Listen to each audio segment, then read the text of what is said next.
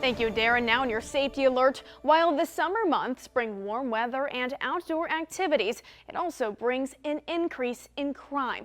Fox Illinois' Carolina Hassett has more on why this is and how you can stay safe. Yeah, Liza, even though there is a city ordinance against fireworks, they're very common in the summer months. And with this, the Springfield Police Department sees an increase in calls for service, with many thinking it's shots fired. However, there are other factors that contribute to a rise in crime.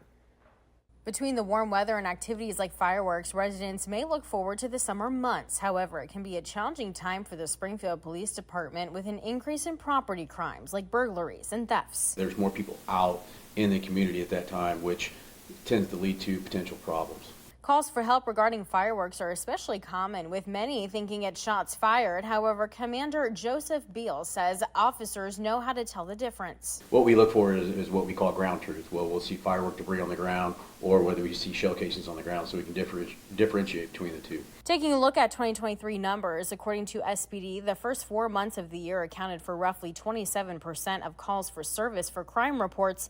In the summer months, there was an 8% increase in calls for service, and in the last 4 months of the year, there was a 2% increase. This increase is because of another important factor. Part of that is going to be the fallout of the Safety Act and the fact that folks that may be getting arrested or maybe getting caught in a low-level crime aren't necessarily going to jail. Regardless of the reason, SPD takes extra measures in the summer months. Our school resource officers are pulled out of the school because school is out of session, and then we use them to offset some of our traffic details. We use technology, our ShotSpotter Connect, which is an analytical program that essentially predicts where potential crime might be. So when noises are picked up by the technology, how can officers tell if it's a gunshot or fireworks? They've heard gunfire through their training experience in law enforcement, and they can differentiate. If we get continued calls for service, like multiple calls for service for shots fired at one particular area, and then we get calls like, hey, we have a victim, you know what I mean? And then obviously that changes our response.